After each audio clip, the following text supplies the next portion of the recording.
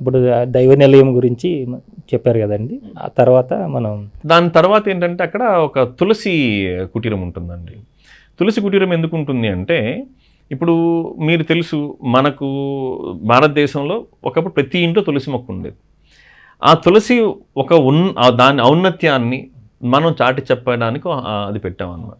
ఇప్పుడు మనకు ప్రపంచంలో ఉన్న అన్ని వస్తువులకి ఆరా అనేది ఉంటుందండి. ఈ తులసి మొక్కకి ఏంటంటే ప్రపంచంలో ఉన్న వాటిలో హయ్యెస్ట్ ఆరా ఉంటుందండి. 6 మీటర్స్ అండి. 6 మీటర్స్ అంటే మీరు తులసి మొక్కకు 6 మీటర్ల దూరంలో ఉంటే, అంటే ఈ ఆరాలో ఉంటే మీరు ఆ పాజిటివ్ మీకు వస్తూనే ఉంటుంది. ఇప్పుడు చూడండి, మన చుట్టుపక్కల ఒక పాజిటివ్ ఎనర్జీ తీసుకురావాలి అంటే మీరు దాన్ని ఏమంటారంటే, ఎవరి దగ్గరికి వెళ్ళి ఏదో ఆరా స్కానింగ్లు చేసుకొని ఇంకేదో ఆ రంగురాళ్ళు కొనుక్కొని ఈ కుస్తీ పడే బదులు సింపుల్గా మీరు చేయగలిగింది ఏంటి, ఒక తులసి మొక్కను పెట్టుకోవడం. ఒక తులసి మొక్కను పెట్టుకోవడం పెద్ద కష్టమేం కాదు. అలా పెట్టుకోండి, ఆరాలు మనం రోజు పాజిటివిటీ వస్తుంది. ఇంత సేవ ఈ తులసి మొక్క ప్రపంచానికి చేస్తుంది కాబట్టి ఆ తులసి మొక్కకి మేము ఇచ్చే గౌరవం, అక్కడ చాలా పెద్ద తులసి కోట ఉంటుంది, ఇచ్చి అక్కడ మేము పెడతాం అనమాట. వచ్చిన వాళ్ళందరూ అక్కడ తాకమని చెప్తాం. వాళ్ళంట్లో తులసి చెట్టు ఉండదా అంటే మొక్క ఉంటుంది, కానీ ఇక్కడ అది పనిగా మళ్ళీ వాళ్ళు గుర్తు చేయడం అనమాట, ఆ తులసి మొక్క నుంచి మీరు తీసుకోండి అని.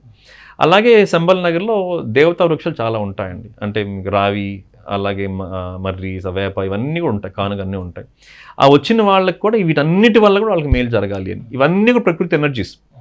మనం ఏంటి అంటే ఇవాళ ఒక మోడర్న్ లైఫ్ స్టైల్లో ప్రకృతికి దూరం అయిపోయి మనం కట్ ఆఫ్ అయిపోయాం. అంటే వాస్తవం చెప్పాలంటే, ఇప్పుడు మీరు మీ మొబైల్ ఫోన్కి ఛార్జ్ చేయాలనుకోండి, సి కేబుల్ అంటాం, USB C టైప్ కేబుల్ అంటాం. దీనికన్నా లేటెస్ట్ ఏంటి అంటే వైర్లెస్ ఛార్జింగ్. అంటే జస్ట్ ఒక రౌండ్గా ఉండి అలా పెట్టేసి ఛార్జ్ అయిపోతుంది. బహుశా మన భవిష్యత్తులో మనం పెట్టాల్సిన అవసరం లేదేమో, డైరెక్ట్గా ఆ సాకెట్ నుంచి మీ చేతిలో ఫోన్లో ఛార్జ్ అవ్వచ్చు, వైఫై లాగా. సో ఇప్పుడు వైఫై ఎలాగైతే ఉందో మన ప్రకృతి అదే, మనం దాన్ని స్వీకరించాలి. మనకి యాంటెనాలు ఉన్నాయి.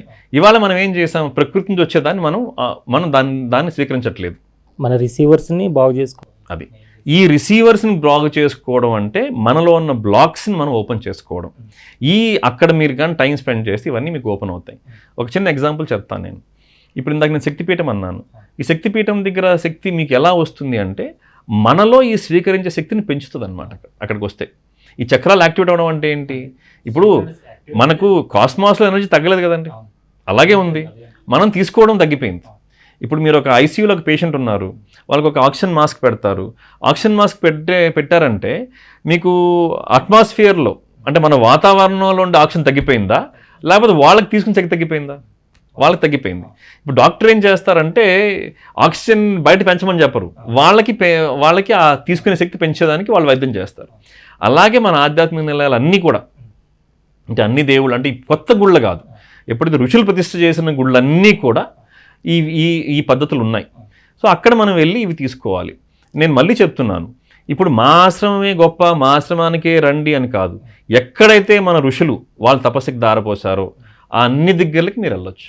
మీకు అనుమానం ఉందనుకోండి, ఏ గుడిలో ఋషి తపస్సుకి దారపోసారు, ఏ గుడిలో పోయలేదని, సింపుల్ ఎగ్జాంపుల్ ఏంటంటే, ఒక 1000 సంవత్సరాల పాత గుడికి వెళ్ళండి మీరు.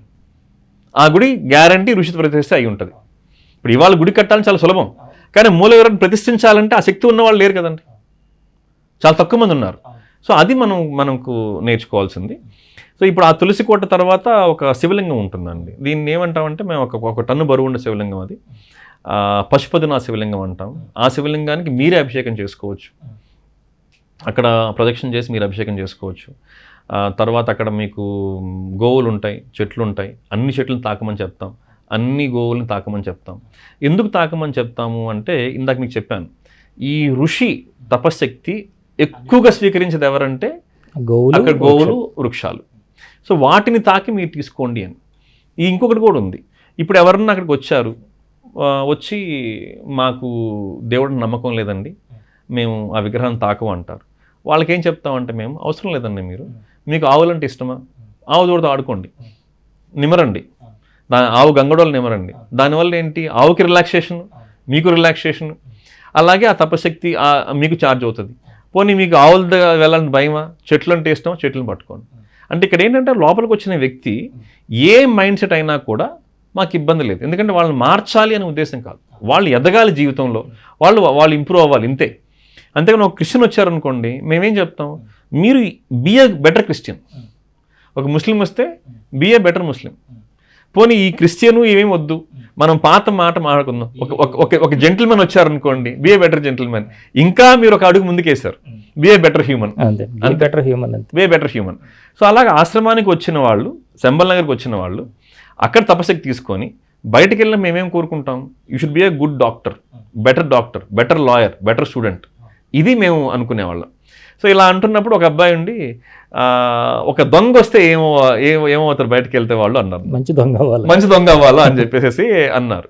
దానికి సమాధానం చాలా సులభం అండి. దానికి సమాధానం ఏంటంటే, అసలు ముందు దొంగ ఎందుకు అయ్యాడంటే కష్టపడే శక్తి లేని వాళ్ళు దొంగతనం చేస్తారండి. కష్టపడలేని వాళ్ళు దొంగతనం చేస్తారు. ఇప్పుడు నాకన్నా బాగా మీకు తెలుసు, యూట్యూబ్లో ఎన్ని వీడియోస్ సొంతంగా చేసినా ఎన్ని కాపీ కొట్టి చెప్పండి సార్ మీరు. ఇప్పుడు చేయాలి అంటే మీరు చేస్తున్నారు, దీని తర్వాత ఎంత ఎడిటింగ్ వర్క్ ఉంటుంది కదా. ఇవన్నీ చేయలేని వాళ్ళు ఏం చేస్తారంటే కాపీ కొడతారు.